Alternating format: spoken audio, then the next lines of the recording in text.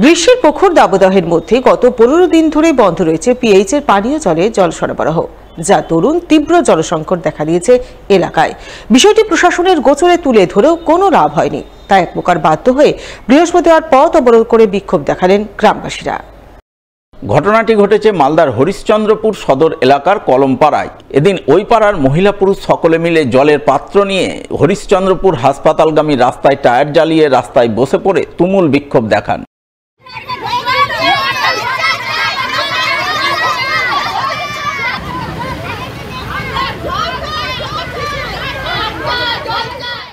বিক্ষোভকারীদের অভিযোগ, তাদের এলাকায় পিএইচির পানীয় জল সরবরাহের জন্য পাইপলাইন রয়েছে, কিছু বাড়িতে ট্যাপকল বসানো আছে, যথারীতি ট্যাপকলে নির্দিষ্ট সময়ে জল আসছিল, কিন্তু গত 15 দিন ধরে পিএইচির পানীয় জল সরবরাহ বন্ধ রয়েছে, ট্যাপকলে জল আসছে না। ফলে প্রচণ্ড গ্রীষ্মের মধ্যে এলাকায় পানীয় জলের জন্য হাহাকার পড়ে গেছে।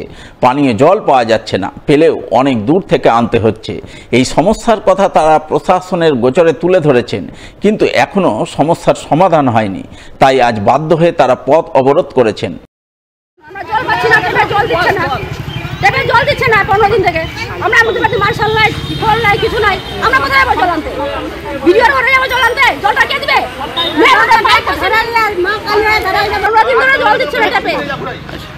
কোথায় যাবো আমরা জল আনতে? সব দিকে জল দিচ্ছে আমাদের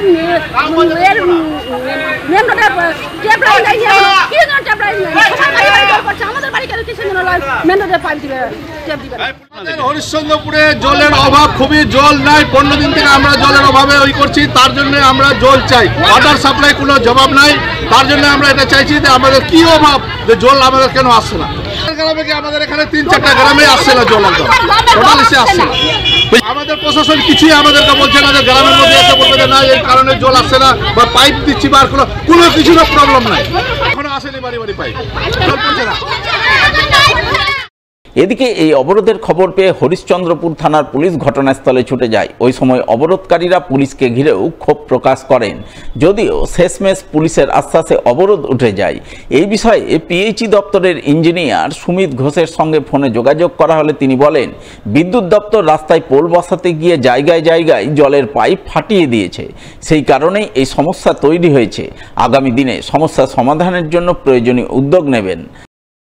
ইলেকট্রিক পোল পুট থেকে পাইপগুলো যদি এরকম প্রত্যেক দিন 10টা করে ফাটায়, তাহলে কি বলুন। এবার শুধু হরিশ্চন্দ্রপুর না, সব জায়গাতেই এটা। দক্ষিণ মহেন্দ্রপুরেও হয়েছে, এদিকেও হয়েছে, কি বলে ওই খড়ঙ্গপুর জাবরা, মালতীপুর, চাঁচল, সব জায়গাতে চলছে। জল একবারে পাবে না তা নয়, পাবে, অল্প পাবে, পাবে না। এবার যদি ইলেকট্রিক অফিস কাউকে কিছু না জানিয়ে ধরাধর যদি এরকম করে ট্রাক্টর দিয়ে মাটি করে আর ওই প্রত্যেক দিন পাইপ ফাটায়, কে ছাড়াবে বলুন।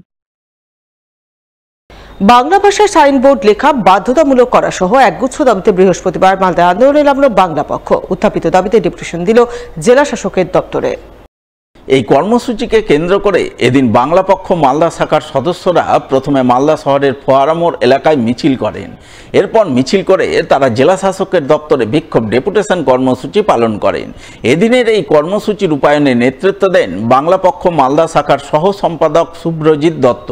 তিনি অভিযোগ করে বলেন, বাইরের বিভিন্ন রাজ্যে বাঙালি পরিযায়ী শ্রমিকদের হেনস্থা করা হচ্ছে, তাদের কাজ দেয়া হচ্ছে না। তাই এই সমস্যার সমাধান সহ মালদার 2 পৌরসভা এলাকায় বাংলা ভাষায় সাইনবোর্ড লেখা বাধ্যতামূলক করা, বিভিন্ন কাজের ক্ষেত্রে ভূমিপুত্রদের জন্য 80% পথ সংরক্ষণের ব্যবস্থা রাখা, গঙ্গা ভাঙন সমস্যার সমাধান করা ইত্যাদি দাবিতে আজ তারা জেলা শাসককে ডেপুটেশন দিচ্ছেন। মালদা বাংলা পক্ষের তরফ থেকে আজকে ডিএম অফিসে আমাদের আজকে ডেপুটেশন কর্মসূচি অংশগ্রহণ করা হয়েছে।